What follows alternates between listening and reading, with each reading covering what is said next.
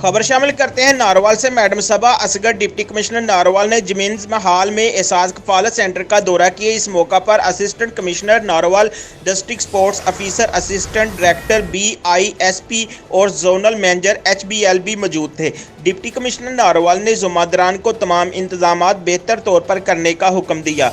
इन्होंने कहा कि आने वाली खवातीन को किसी किस्म की दुश्वारी नहीं होनी चाहिए। जोनल मैनेजर को हुक्म दिया कि सेंटर में बायोमेट्रिक और डिवाइसेस की तादाद कम से कम 12 की जाए ताकि खवातीन को ज़्यादा इंतज़ार न करना पड़े। डिस्ट्रिक्ट स्पोर्ट्स ऑफिसर को हदायत जारी की कि खवातीन को इंतज़ार के लिए गैलरी में बिठाकर पंखों और सहूलत फराहम की जाए ताकि वो अपनी बारी का इंतज़ार कर सकें।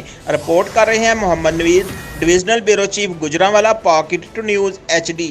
मज़ीद खबरों और तफसीलात के लिए देखते रहिए पाक 82 न्यूज़ HD।